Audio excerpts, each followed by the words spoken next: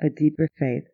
She was religious by vocation, but she developed a more personal spirituality in her recovery from nicotine addiction. I started smoking in high school to be cool. My mother smoked, but I hid my cigarettes from her, cleverly stashing them away in my underwear drawer. Who would have ever thought of looking in such a clever hiding place? One hot summer day, just after I'd turned 16, about 1 week after I'd started smoking, Mom happened to mention that she'd seen something in my underwear drawer while putting away the laundry. I was doing the family ironing, and believe me, my dad's shirt got quite a scorch that day. Nonetheless, all she said was, "Perhaps you'd rather try my brand." "Oh, and I suggest you not smoke in front of your father."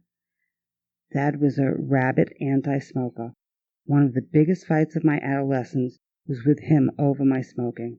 He objected, not on a health basis, but because he didn't want me to be a conformist. Dad believed I was smoking to be like other kids, and he was partly right. But I also smoked to show my aloofness and disdain for my peers, an attitude that thinly disguised my certainty that they wouldn't like or accept me anyway. My small circle of friends and I did our adolescent rebellion by wearing black, going to foreign films and coffee houses, and of course, smoking. We were too cool to be true. I loved smoking so much, that slow inhale, the hit of nicotine, and the nonchalant exhale out of my nostrils, a la Betty Davis, out of one side of my mouth, in imitation of my mother, letting the smoke slowly float out of my slightly open mouth. So much cool, so many sophisticated mannerisms. Once in college, smoking was a diversion during boring classes, a stimulant during last-minute cram sessions, a distraction from worry about money, about grades, my family, my future, and my present. Still uncomfortable around people, I could always light a cigarette and pretend I didn't care. When my father committed suicide my first year of graduate school, my mother and I consumed packs of cigarettes over stilting conversations about Dad.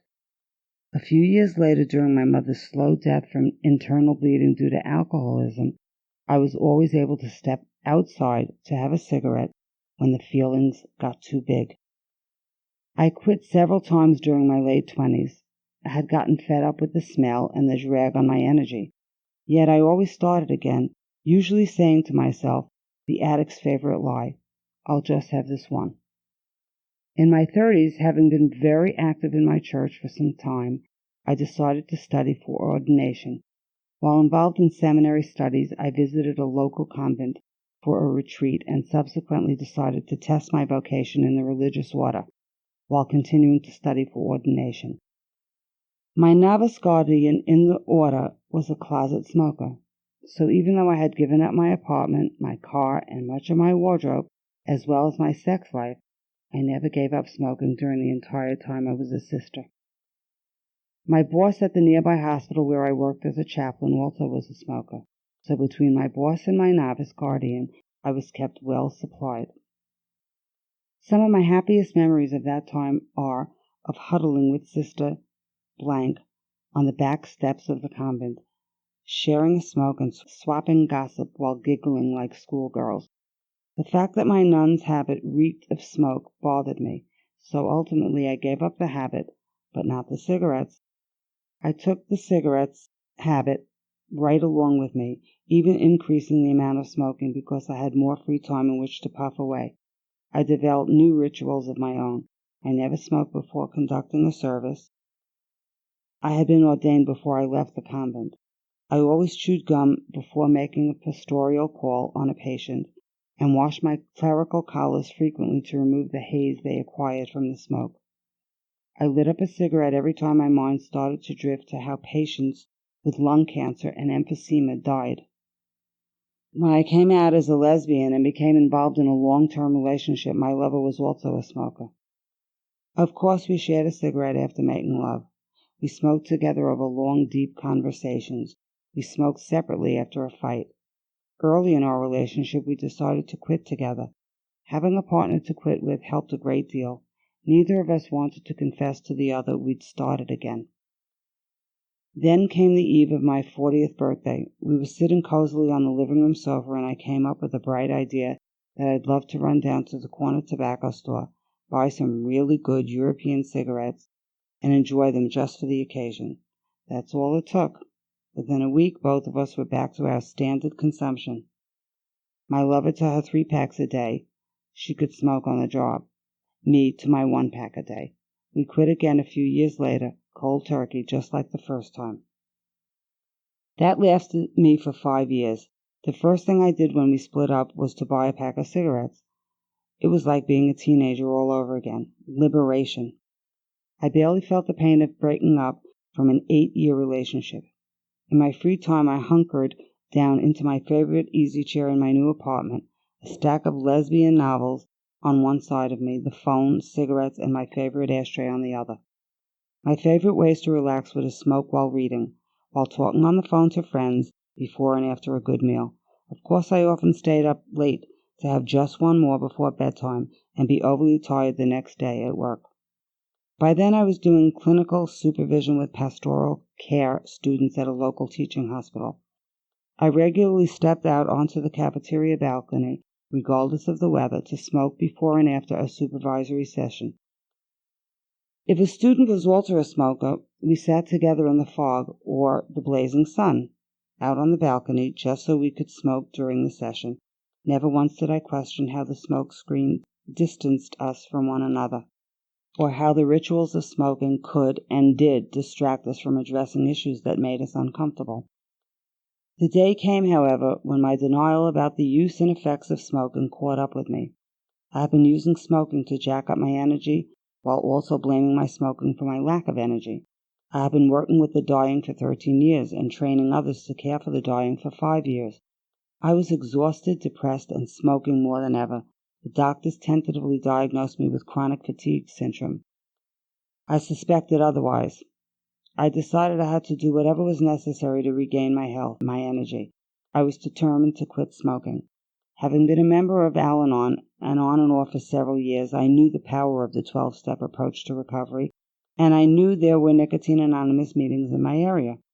I promised myself I would quit after my return from a 1-month overseas training trip. I smoked like the proverbial fiend during this trip. When I returned, I took a big gulp of air, plopped down on my living room sofa, and said to myself, "This is it." Despite my addiction, and on some level, even while I was denying it, I knew I was an addict.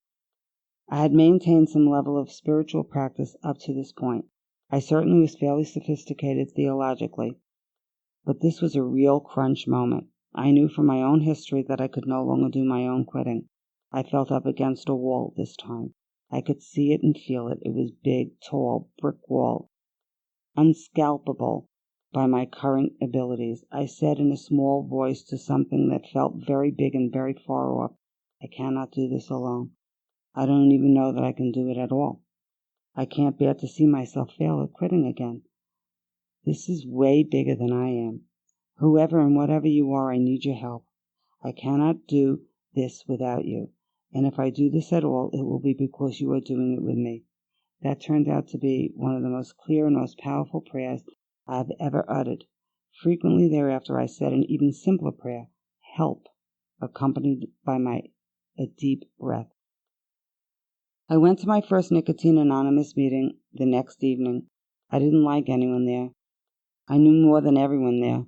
I was deeply irritated to note some commonalities between my story and the stories I heard that evening.